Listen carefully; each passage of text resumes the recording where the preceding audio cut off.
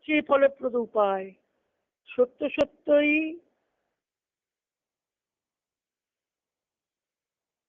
সত্য সত্যই তাই মা বলছেন, তার মানে যথার্থই ভগবত সমর্পিত হওয়া চাই। তার মানে যথার্থভাবেই ভগবত সমর্পিত হওয়া চাই। আমার এখানে ভাগবতের একটি শ্লোক মনে পড়ে যাচ্ছে, নবযোগীন্দ্র সংবাদের। কবি নামে এক যোগী, নবযোগীন্দ্রের একজন যোগী, তিনি বলছেন, নিমিরাজাকে বলছেন, নিমিরাজার সভায় তো 9 জন যোগীন্দ্র এসেছিলেন, ভাগবতের একাদশ স্কন্ধ।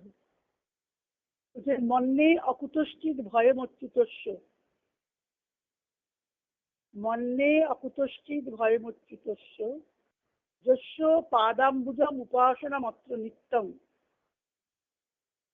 যিনি অচ্যুতের পাদপদ্মের, অচ্যুত মানে কৃষ্ণ ভগবান, যার পাদপদ্মের উপাসনা নিত্য করেন, তার আমি মনে করি তার কোথাও থেকে ভয় নেই। মন্যে অকুতশ্চিৎ ভয়ে মচ্যুতস্য, যস্য পাদাম্বুজম উপাসনা মাত্র নিত্যম। উদ্বিগ্ন বুদ্ধের অসদাত্ম ভাবাৎ বিশ্বাৎ মনা যত্র নিবর্ততে ভি।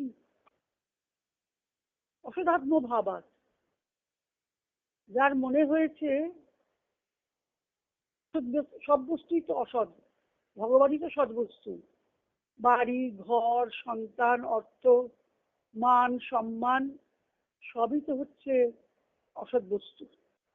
তাহলে অসৎ বস্তুকে নিজের মনে করে আমি আমার, আমার বাড়ি, আমার দেহ, আমার মন, আমার সন্তান, আমার অর্থ, আমার সম্মান, সর্বদাই আমি আর আমার নিয়েই আমরা ব্যস্ত জীবন কেটে যাচ্ছে। তাহলে এই যে অসদাত্ম ভাবাত, অসৎ বস্তুকে নিজের মনে করা, এটা তো সাধারণভাবে স্বাভাবিকভাবে সবাই করছি।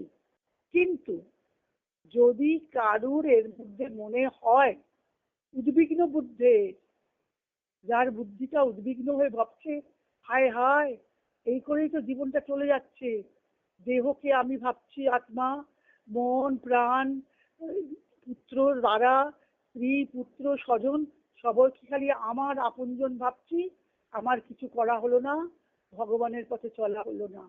এইরকম যার বুদ্ধিটা উদ্বিগ্ন হয়েছে, বিশ্বাৎ মনা যত্র নিবর্ততে ভি,